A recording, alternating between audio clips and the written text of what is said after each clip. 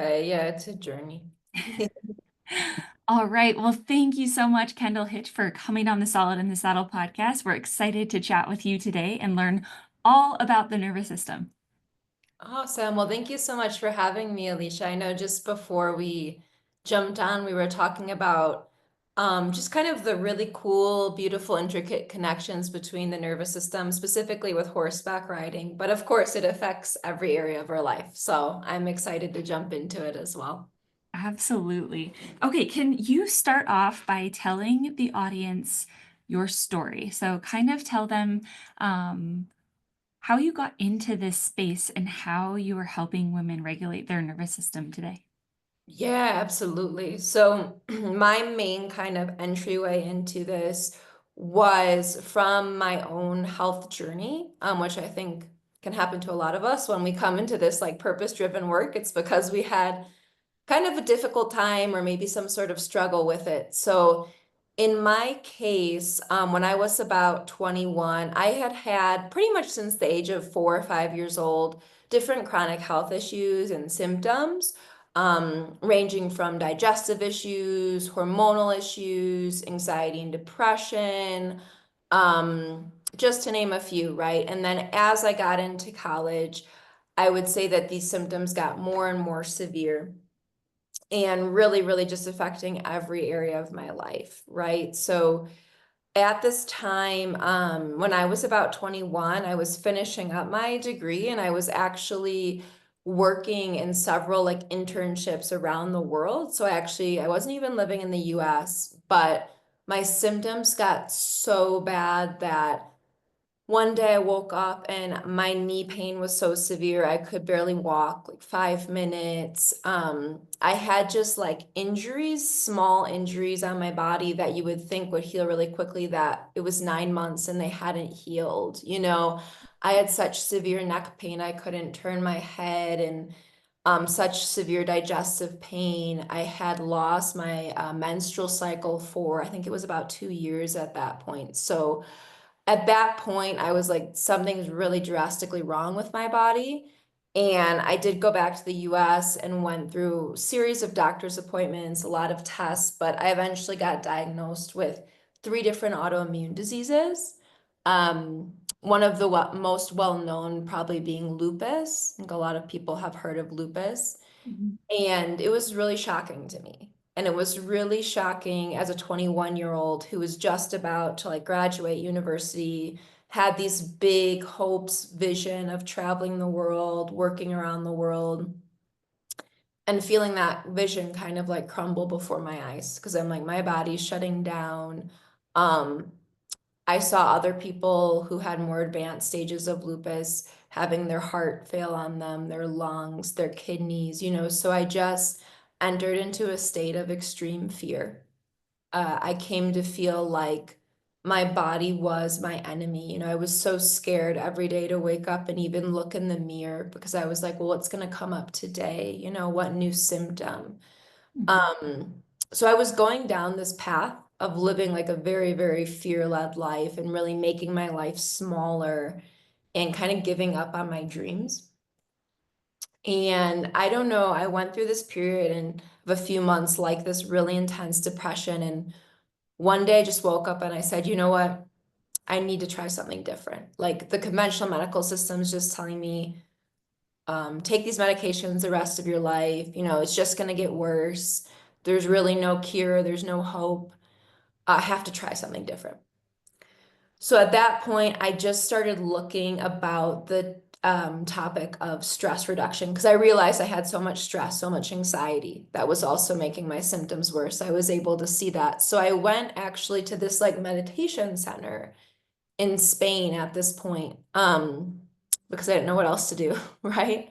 This was like my last option.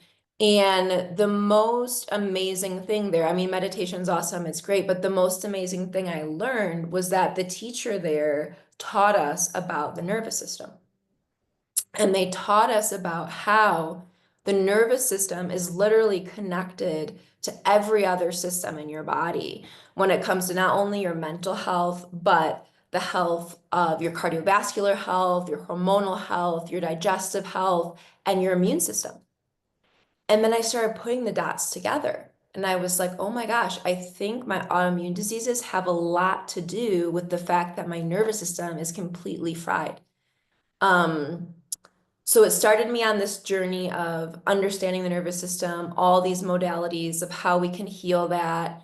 From there, I also met people in natural health. So I got interested in naturopathy and functional medicine. But essentially, that same message of the nervous system has stayed with me. Now it's been about almost 10 years. Um, and it's always been the center of my own healing journey and working with my clients on theirs.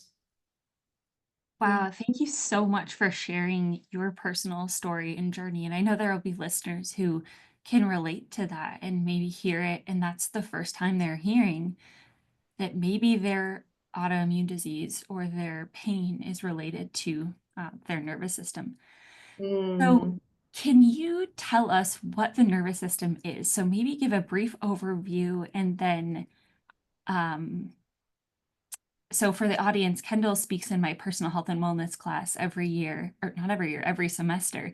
And she does this beautiful job of explaining the nervous system, the two different types of nervous systems and how they affect our body. So Kendall, could you maybe just give like a high level overview of what that is and what symptoms people might be experiencing? Yeah, absolutely. Yeah, and there's like so many complexities, obviously, when we talk about the nervous system that we could go into, a full 4 hour lecture on this and all of that. Absolutely, yeah. We won't do that today, no worries. We'll focus on the most important, what I think information is for our daily lives, what we can actually apply to our daily lives. But Mhm. essentially, the nervous system is this network of nerves, right? That neurons that run, they start from your brainstem and they connect the body, all the different systems in the body. Part of the nervous system does run through your arms and your joints and your legs and all this good stuff as well. Um, so it is this kind of interconnected web within your body that's essentially sending information to the brain from the body and also from the body to the brain. So it's like a two-way street. So brain to body, body to brain. And I have a particular focus on the vagus nerve, which some of you might have heard about, because there's a lot of different parts of our nervous system, and they're all important, they all have different purposes. But the vagus nerve is probably the most relevant for us to understand as what we really have control over. And that's because it is this, you can actually Google it if you've never seen it before. I would encourage you guys to do that, the audience listening, because to me, it's just so important that we understand our own biology. But it's basically this nerve that does start at that brainstem, and then it has little kind of, you could think of them as branches that touch our heart, our lungs, our digestive system. In women, it also makes contact with the ovaries. Okay, so that's where we get the hormonal piece. And what's really interesting about the vagus nerve, which is something I want you guys to remember from this podcast and take away, is that 80% of that information comes from the body up to the brain, and only 20% is from the brain down to the body. So when we change our physiology, we actually have we have a much more important impact on our physical and mental health. So let me give you an example. Let's say I'm suffering from chronic anxiety.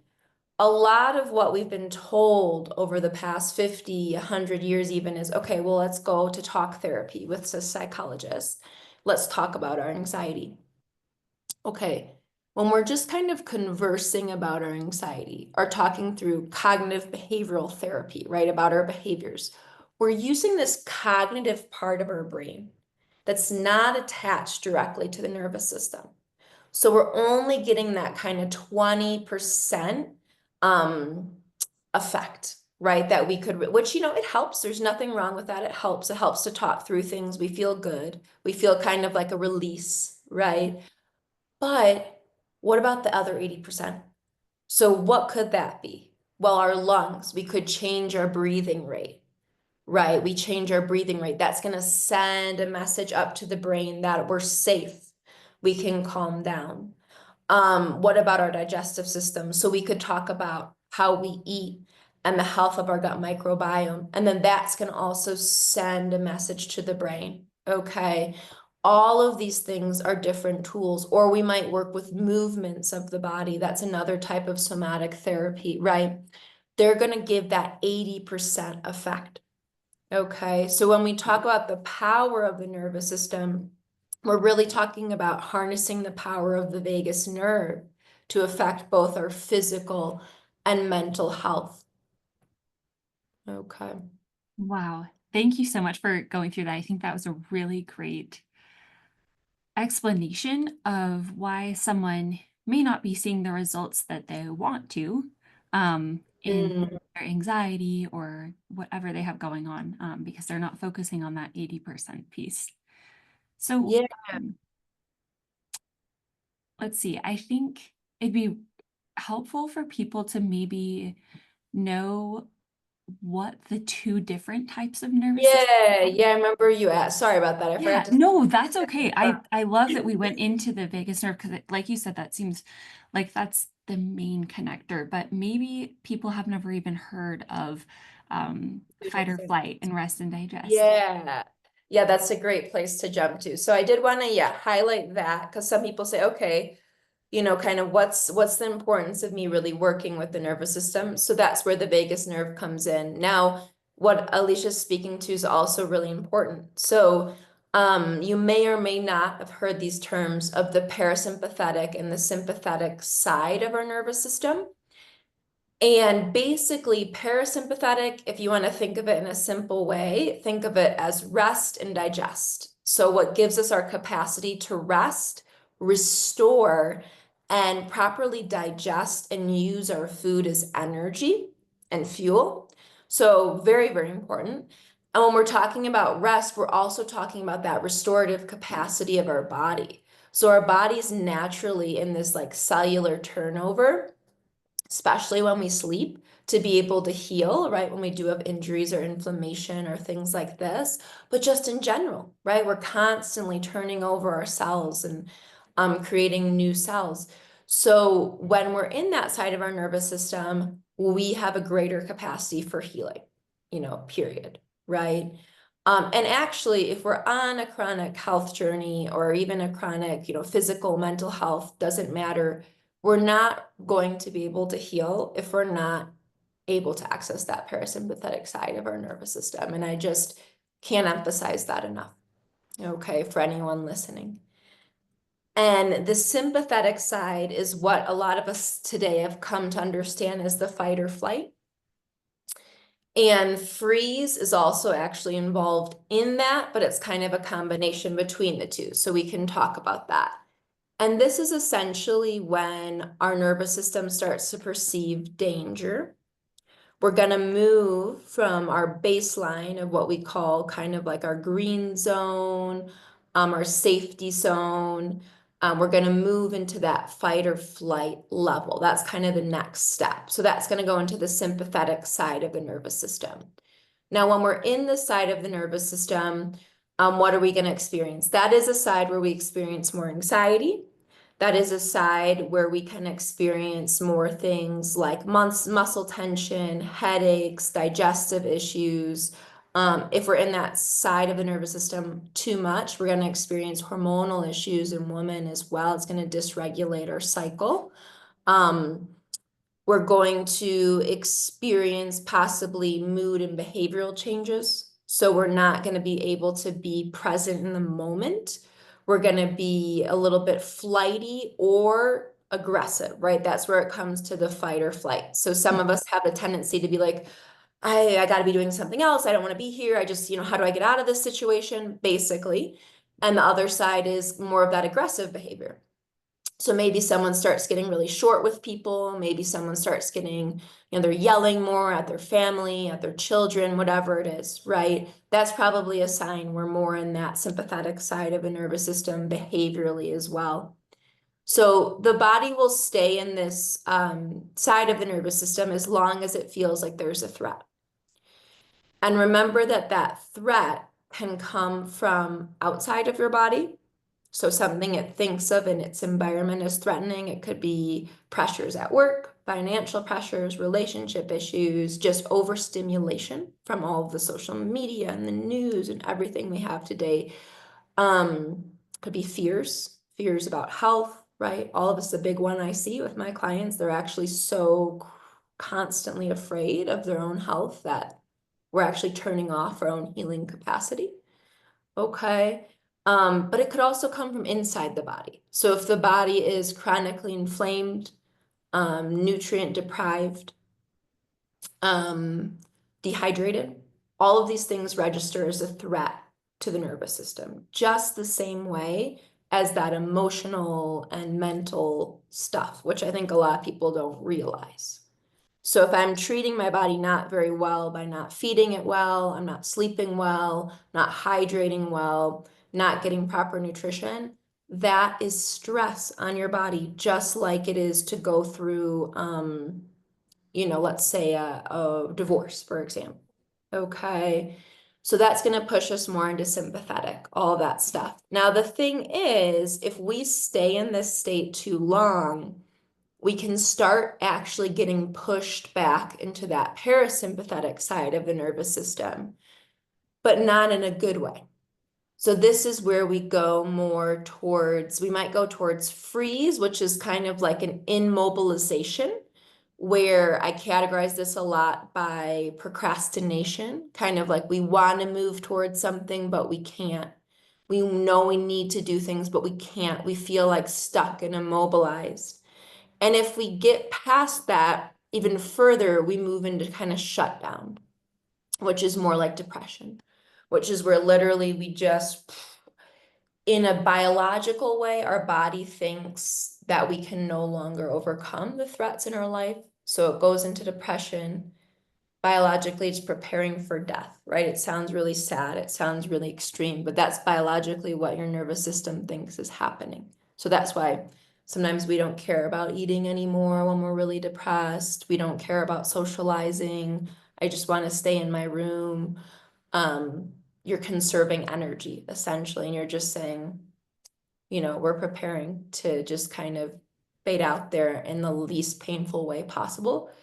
And that sounds really extreme, but that's the world our ancestors lived in, so we still carry that nervous system from our ancestors who are living in those like tribal times.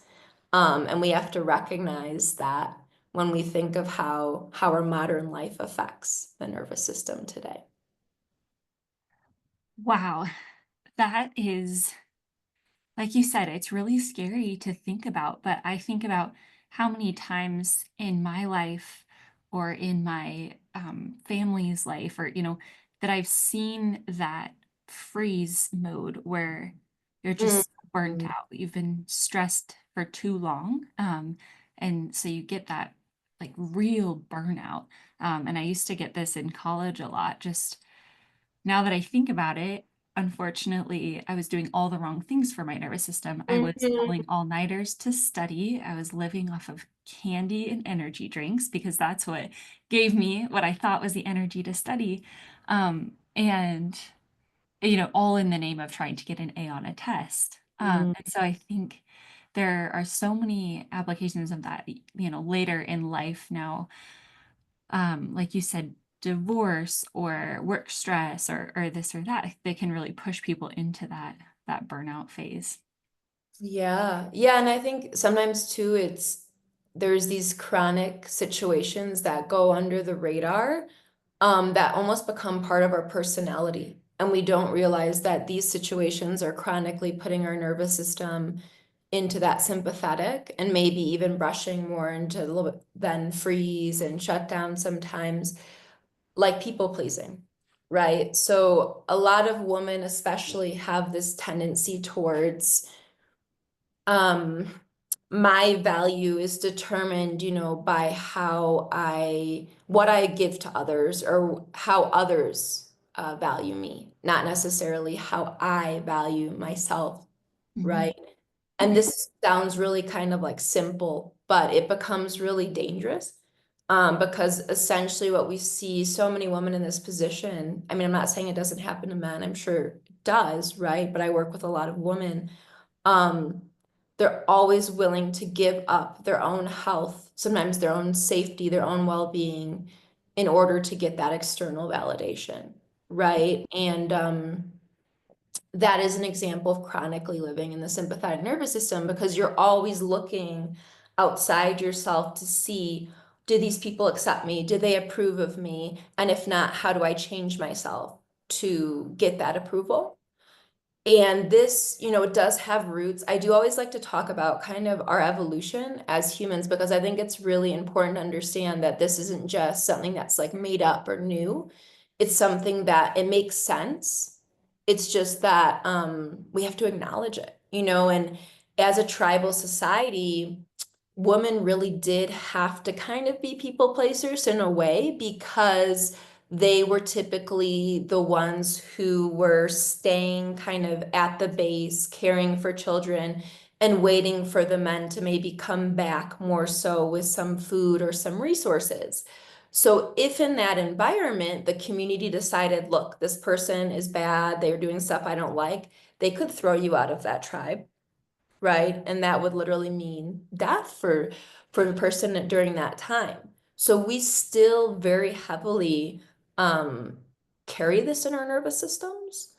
And if we look at the evolution also of women's rights, I mean, let's look at everything women have gone through.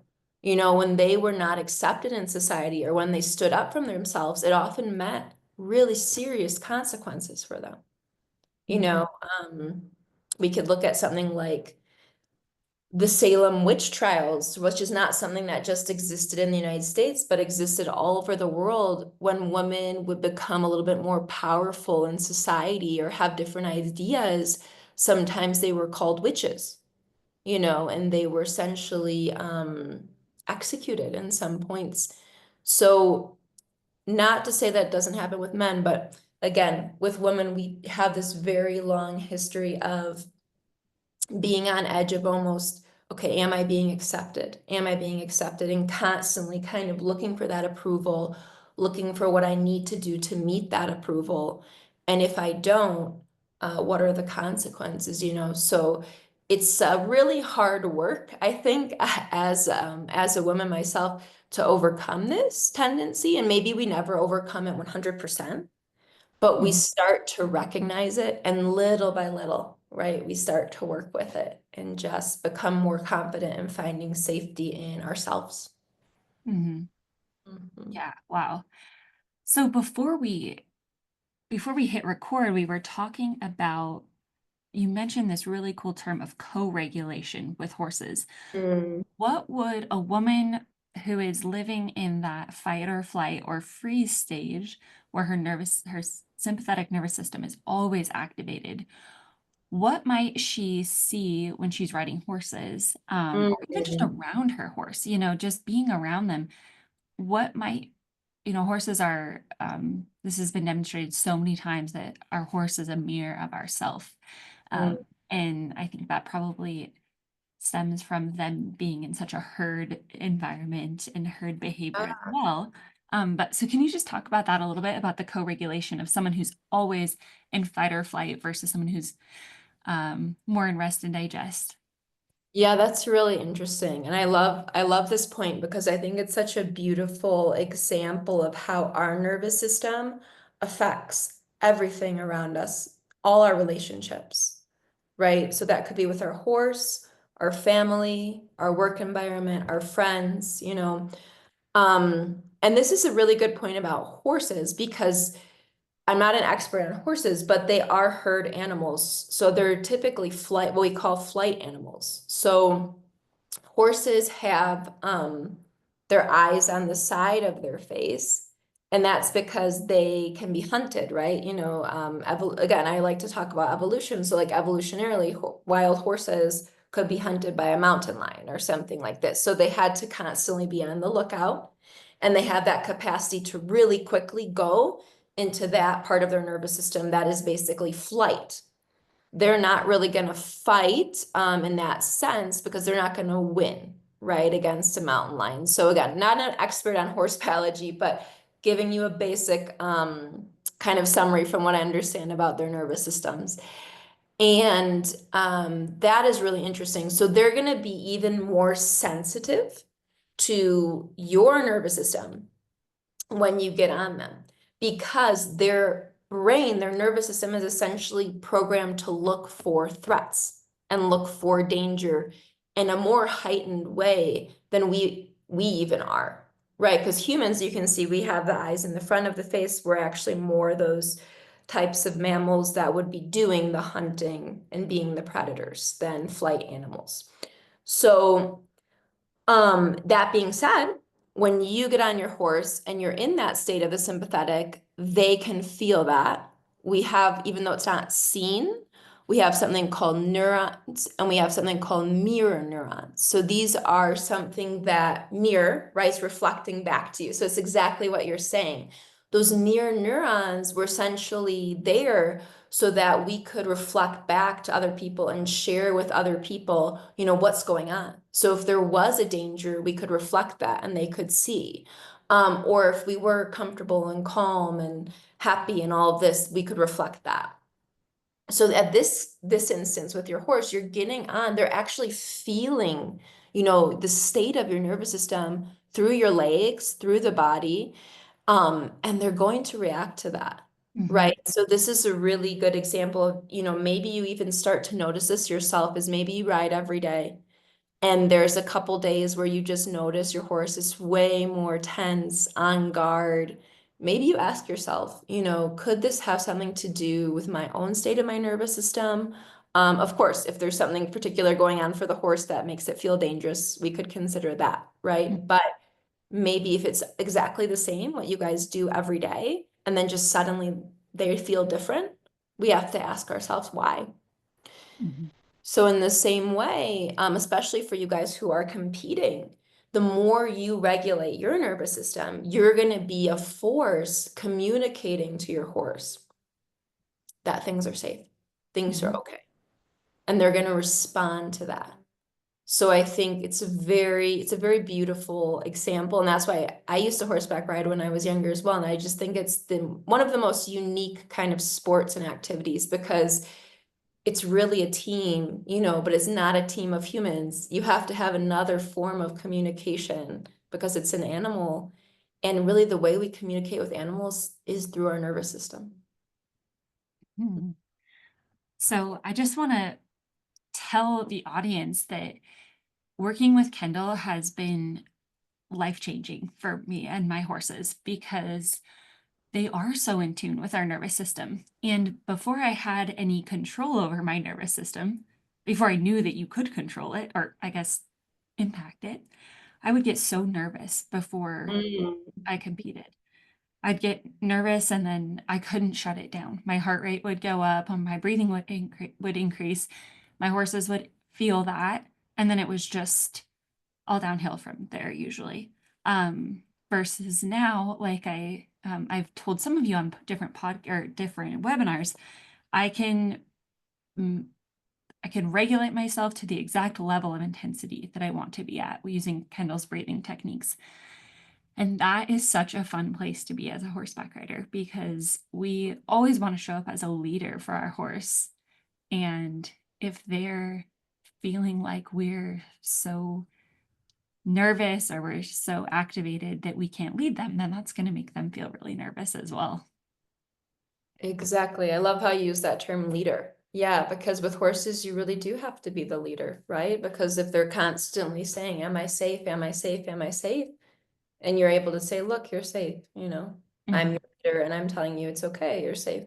That's Yeah. really, really powerful. And I think all of us who've worked with animals or had animals outside of even horses, we understand this because Mhm. we see those people who are really good at working with them, and these people have a certain energy about them, right? Mhm. And that's also really true if you have a horse that's been rescued, right, from a traumatic situation, Mhm. that you have to understand that they're going to need even more patience and even more leadership from you because their nervous system is now in an even more heightened state, just like a human who's been through trauma, right? Of where's the danger? Where's the danger? Where's the danger? How can I keep myself alive?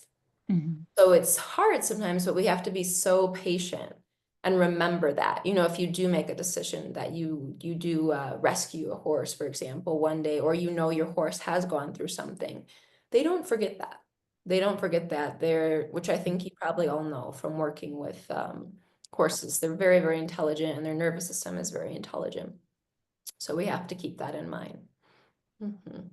Yeah. So maybe, if you have a horse that's really spooky or really Mm, flighty or really nervous on the ground, maybe those are signs that that horse did have some trauma.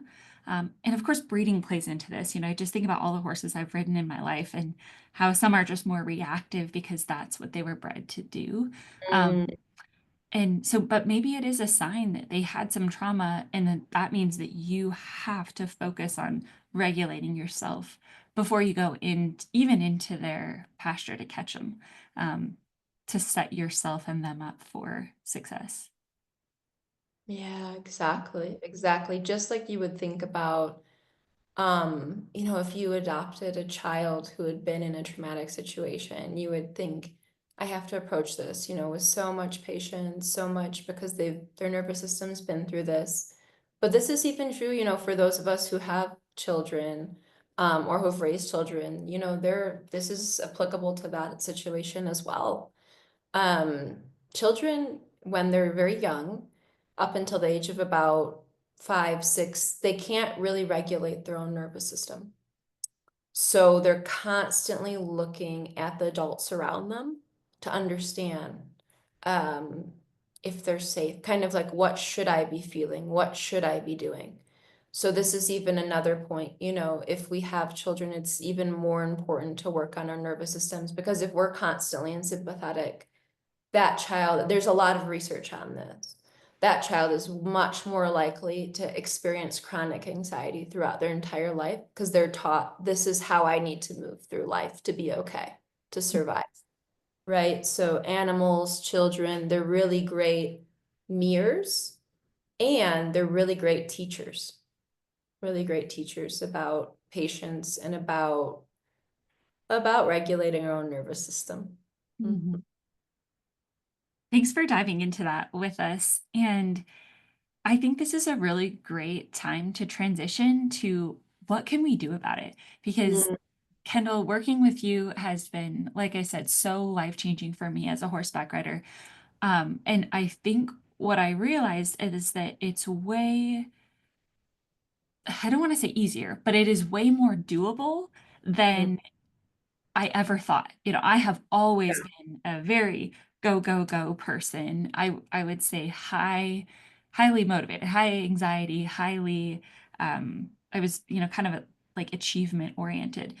Um, Mhm. and so I just thought that was my personality. I didn't realize that I could transition into more of a rest and digest system just with your techniques. So can you give us some examples of what you can do about it, and then maybe talk about how you work with women, similar to how I've worked with you, and how you can help people. Yeah, absolutely. So I think, just like you mentioned, Alicia, I think it's important to understand that this work doesn't have to seem like really mystical and really like mysterious, because I think a Mhm. lot of times when we think about the topics of emotional healing or even nervous system regulation, we start to say like, well, what does that even mean? Because it's not necessarily something where we get out kind of like our food tracker and we just put on, okay, well, I ate, 100 calories of this and 500 calories of this.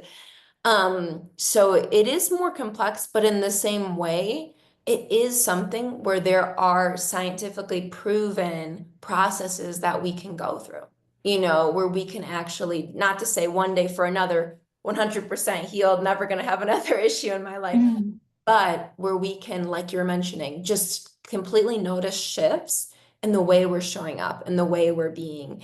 And from that, we're actually going to notice our physical health symptoms and our mental health symptoms improve with that.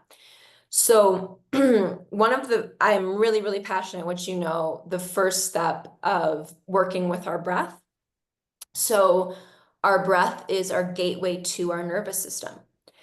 It's the most direct and quickest way to affect the state of your nervous system because of the vagus nerve, which I was talking about. So it's connected to the lungs, right? And then that's also going to connect to the heart rate as well. So if we consciously manipulate our breath so that, for example, we're bringing it down, we're sending a signal up to that part of our brain where the nervous system is connected that says we're safe. Okay, don't worry. We don't need to be in this fight or flight. So one of the most basic exercises that I'll teach people when we first work together, which I know you like as well, is just this rhythm of calm breathing, which is taking inhale through the nose, exhale from the mouth, and making sure the inhale is 1/2 the time of the exhale. So this could be 3 counts on the inhale, 6 counts on the exhale, or 4 on the inhale and 8 on the exhale. And that depends on you. And a lot of times when we start working with our breath, we notice that we're actually quite tight. Sometimes we have to develop certain muscles. We have to be able to open up our rib cage more. So at first, it might be hard for us to even do that 4/8 pattern. So we might start with the 3/6, and just work with that when we start to feel activated in our body. That's just such a small example, right? With the breath, we can do so many different diverse things. Just in my own kind of experience, I work with 16 different types of breath work. And some of those go from these really basic daily exercises to doing therapeutic processes with breath work, where we're actually able to work with emotional trauma, stress release. So from basic to really advanced. But I would recommend first steps, try the exercise we talked about today, and then also notice your breathing pattern throughout the day. As we breathe on a day-to-day basis, if we're in a rest and digest, that parasympathetic part of our nervous system, we want the breath to be felt more so lower down in the diaphragm and the belly. We don't really want it to be felt too much in the chest. And we want to try as we go through our day to breathe in and out through our nose as much as possible. Okay. And that seems really basic, but just if you're listening to this right now, pause for a minute. See how you're breathing. See if I'm up in my chest, am I able to kind of relax my shoulders, relax my belly, relax my jaw? Can I bring the breath into my belly? Can I breathe out of the nose for 1 minute and see if I notice a shift? And the biggest changes come from just starting to be intentional about this on a daily basis. Put 3, 4 alarms in your phone. And when those guys go off, maybe at 10 a.m., 2 p.m., 4 p.m., just make sure you're breathing that way. Okay, so this is a really basic way to start working with the nervous system. Now, the breath is, like I said, one of my favorite ways to start, but there's so many different things we can do to work with the nervous system as well. So typically how I work with people is we want to look at the breath, we want to look at the body, so we can use body-based therapies, but we can also look at, like we talked about, well, what's going on with the nutrition, what's going on with any supplements we might be taking, lifestyle habits that affect the nervous system. And then body-based therapies are things like tapping, are things like working with different parts of the body that tend to hold that tension. So there's that. And then the last piece is really getting to the root causes of why our nervous system is chronically dysregulated. So I started to talk about people pleasing. A lot of times we have to go back and we have to look at the roots of how we formed our bonds from that age of 0 to 7 with our primary caregivers. So that's called attachment theory. We have to look at different parts of us. We use something called parts work, all in a somatic way, connecting it back to the body. Um, so it might sound complex, but it really is like a process, like I break it down into a 7-step process, really, that we go through.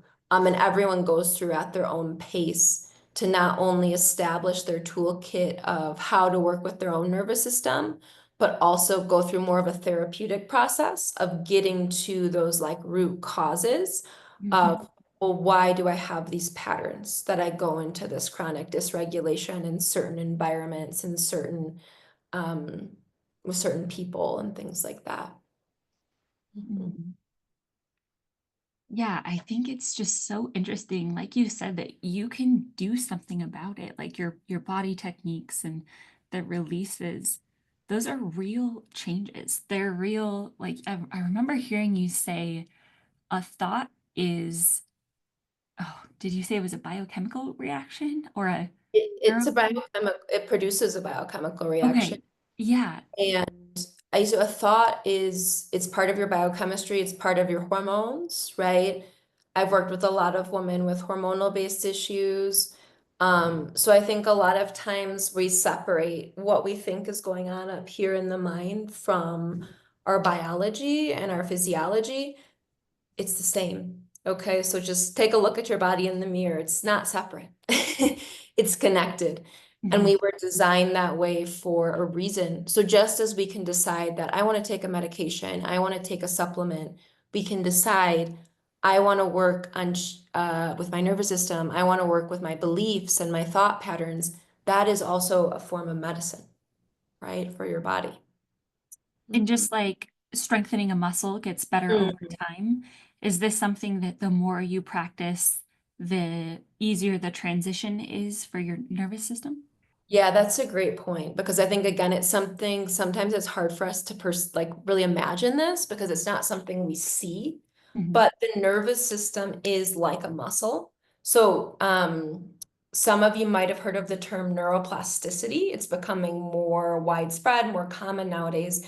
And this is an amazing, amazing phenomenon that for many, many years, it was thought that we built neural networks up into like about adulthood and then we stopped and we couldn't change. So like essentially, if you have this personality, you can't change. If you have these habits, like basically you can't change. That's how it was perceived. And then I don't remember the year that this discovery was made. It was kind of a series of people making different discoveries. But essentially, we got to the point where we realized we actually are forming new neural connections every single day. So we can make them stronger or weaker. So Mhm. when we think about things like our habits or our beliefs, those are neural connections in our brains. And actually, even our perception of pain, which is like a whole nother topic we can get into. Um, so we can choose to make those stronger or weaker. So it's like, you know what, maybe I realize I'm a person who right now is functioning in a fear-based mindset, chronic anxiety. I'm getting a little bit snappy with my kids. I notice like my horse is getting spooked a lot more than normal. At work, I'm feeling really drained and I'm feeling like, whatever it is. It might be this long list of symptoms. Maybe I'm having a lot of migraines and headaches. I'm having digestive issues. Okay, it looks like you're living in your sympathetic nervous system, right? Mm. So I want to change this. A lot of people think it's not possible. My life is just like this. No, just start with these exercises. And just like going to the gym, if you've gone to the gym to build your muscles, like give the example of the biceps, um, as you do bicep curls 2, 3 times a week, you notice in 4 weeks, in 8 weeks, in 12 weeks, your biceps are going to grow, right? Because they're breaking apart and they're repairing and they're growing. And these neural networks are fibers. So they're going to actually grow stronger and larger the more you do this type of work. And when we talk about doing the type of work, it can be exercises like the breathing exercises or tapping exercises or other body-based things. But the biggest thing is we start to recognize our patterns. And in the moment of our daily life, we course correct. So instead of going down this route of, oh, now I'm going down this spiral of fear or anxiety or yelling at someone, I'm actually stopping and I'm course correcting. And every time we start to do that, we're creating new neural networks. So that is done by working with the breath, by working with the body, and connecting into when your nervous system feels activated or when it feels shut down or whatever, and saying, you know what? I'm going to give it a different signal for safety.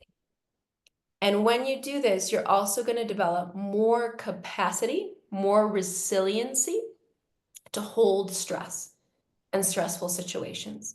This is another really important point I want to emphasize with people, because I think a lot of people think, oh, nervous system work or stress reduction is just like making myself do less stuff and making myself like kind of live a smaller life, or just like going on vacation to relax. No, it's not at all. It's actually giving you the capacity to move towards more in your life. So as you develop and grow your nervous system, you're going to be able to take on stressful situations, and you're going to allow that activation to happen. You're going to allow it to flow through you, and you're going to know how to regulate and get back to baseline. And it's not going to cause this chronic dysregulation of the physical and mental issues, right? So just like when I start lifting at the gym, I'm going to be able to lift heavier and heavier stuff, right? If we do this with our nervous system, we're going to be able to take on more in our life and move towards things, our goals that we desire, and not, self-sabotage and procrastinate and run away from challenges. We're going to say, okay, I know what I want. I can go for it. I'm feeling this activation in my body, but I know what that feels like. I know how to work with it. I have my tools with exercises, with nutrition, with different supplements, herbs, whatever, lifestyle practices. I have all that stuff. I know what I need to do. Okay, I'm good, right? And that's really my goal for my clients, is not to create some sort of dependency on like, oh, well, every time I get stressed, I need to go see Kendall, right? There's nothing wrong with having that relationship with like a therapist or a coach where you can go and you can check in and you can do a session, right? But to get to the point where you feel like, well, I have a toolkit, I know what to do. I know what's going on in my body. I can feel the signs of nervous system dysregulation, and I know how to work with it. I know how to work with my emotions. And I know how to get back to baseline, right? And that's a really, really underrated skill set to have. Absolutely. And I know that there are people that are listening to this right now and they resonate so much with what you're saying. How can they work with you to maybe move past that a little bit and start that healing process? Yeah, absolutely. So I think every person's different in terms of the way they prefer to work with um, a coach or a therapist or anything like that. So in my case, I do one-on-one work. I do have a group kind of class program that I've spoke to Alicia about. And then I also have a program for other people who are in the position of coaches, practitioners, teachers, parents who want to actually master nervous system regulation to teach it to others. So kind of three options, right? The first option, one-on-one work with me, is definitely going to be the most intensive and personalized option. And if you're someone who's really struggled long term with chronic anxiety, maybe you've been through some traumatic events that you recognize in your life have affected you. And maybe you're also or separately going through a series of chronic health symptoms that have to do with your hormonal health or your digestive health that just don't seem to be resolving, with dietary changes or medications or supplements alone.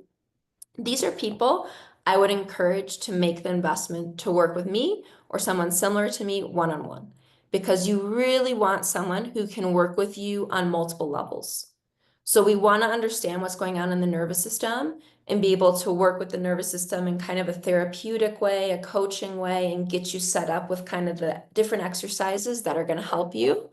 But also, to me, it's really important to look at this level of the habits, from nutrition based, supplement based, What can we do there as well that's also affecting these symptoms, both physical and mental? And really then go to your root cause process that I talked about of why is the nervous system chronically dysregulated in the first place, and create kind of your toolkit and take you through that journey. So that's an option to work one-on-one with me. I have a program called, it's called Coming Home. Because I think for me, when we really work on restoring our nervous system, the result is that we come home to our truest and most authentic version of ourselves as well. And this is also the healthiest version of ourselves, right? So through this work, we come home to that. So that's called the Coming Home program, and it's on my website. Um, Now another option that I have is a group option, really learning about working with the breath as an introduction to nervous system work, is going to be restarting the first week of May. I'm going to be launching, it's just a 4-week course, and we learn different breathwork techniques. We learn about the basics of the nervous system as an introduction to this work. And in this launch, I'm going to be doing 4 live sessions as well with the people who come into it. So that could be something, depending on when you're listening to this podcast, you could keep it in mind for May. And it's also going to be a lot lower cost because it's not one-on-one, it's a group. So that could be something more budget friendly.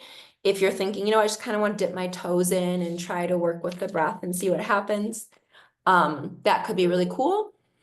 And then lastly, if you're listening to this and you are someone who, you're a leader, you're a coach, you're a therapist, you're a teacher, and you're like, wow, this is so cool. I really want to learn about the power of the nervous system. I want to go really in deep. I want to work with this with other people in my life, or my students, or my clients, my patients.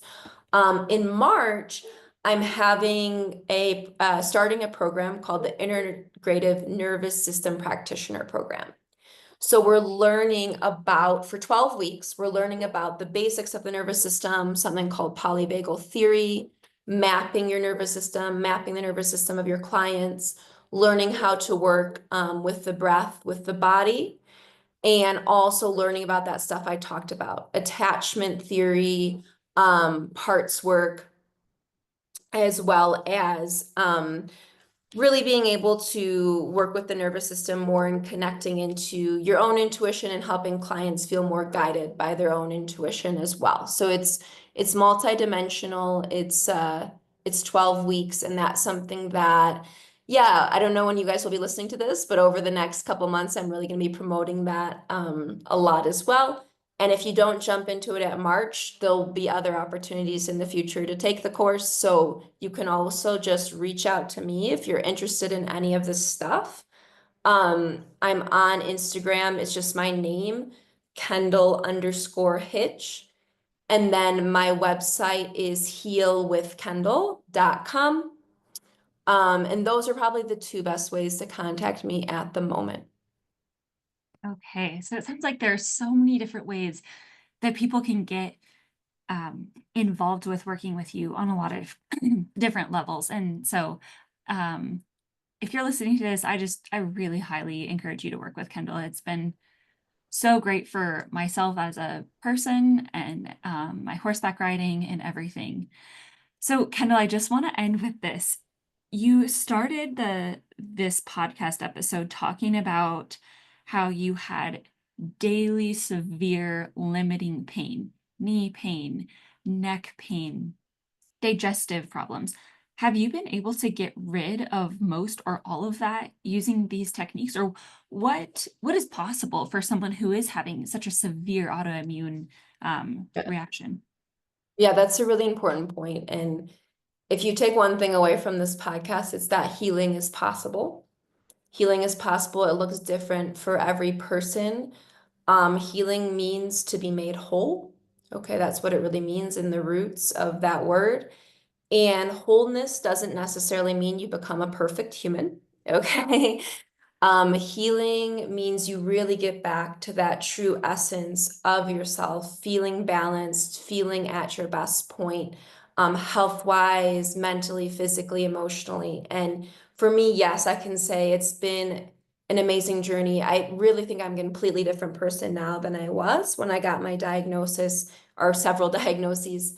With physical symptoms, I would say it's about 85 to 90% resolution. And I don't take any pharmaceuticals anymore for Wow, you don't my take this- anything for lupus or anything? pharmaceuticals. No, I take supplements. Yeah, Wow. I do take some supplements. Yeah, but as For- far as the drugs that were prescribed to you, it's amazing. yeah, I The side don't. effects you're avoiding. Yeah, exactly. So it's really amazing for me. It's been like about 3.5 years since I've been off everything completely. But I just want to say too, if for people who are going through that and they're on medications right now, like it's not a contest and it's not a rush, and it's about taking your time on your own healing journey. And it's also not bad if you do need a medication for a certain amount of time. I think the goal for most of us is just to get to the point where we can use the least kind of medical interventions possible and feel at our best, Mhm. right? It's really simple. And for me, I've been able to do that. I would say for me, the nervous system tends to be about 85% of what I realize affects me and my own healing. And then that other 15 to 20 does come down to like those daily habits as well that I mentioned, and going through things like working on my gut health.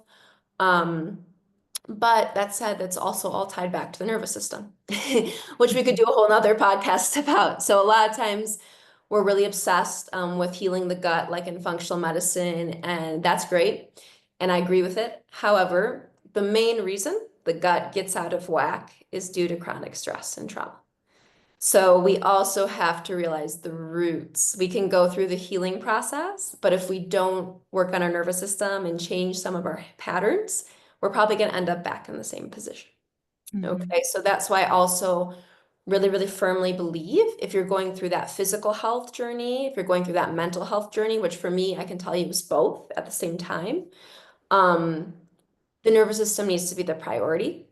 And all those other things are going to help, but they're going to help in as much as they're tied to the regulation of your nervous system. So what I mean by that is I also see a lot of people go and say, oh, well, now I need to have this perfect diet, this perfect exercise program, and then I'm going to heal.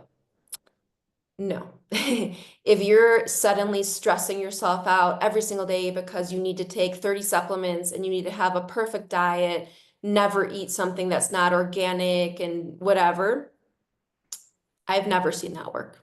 I've never seen that work for any of my clients. The more you regulate your nervous system, the less kind of that perfection of the diet and supplements, all that you're going to need. Is that to say we're going to start and suddenly only eat pizza and potato chips? No, right? But it's a balance. And the more your nervous system is regulated, the easier your biology is just going to come into balance very naturally and painlessly. Okay, so that's the main point for me on my own healing journey. I've worked with, I think it's over 450 women now through all of my work in this area. And I've seen the same pattern again and again and again, whether it be physically, what they're telling me through blood work, through tests, right? It's all telling me the same message. Mhm. So that's why I'm here now to share this message with anyone who wants to listen. Yes. Oh, well, thank you so much for sharing it with our audience, Kendall. This has been an incredibly beneficial episode. And I think that this is one that people will just continue to listen to over and over and over. And every time they listen, they'll get something new out of it. So thank you so much. I'll make sure to put your website in the show notes, as well as your Instagram handle, your email, and then people can get a hold of you if they're really looking to take the next step. Yeah, awesome. Well, feel free to reach out. I love connecting with people, and I hope to hear from you guys or maybe see you in a program. So thanks again, Alicia, for the opportunity. You're welcome. All right. Have a great day, Kendall. You too.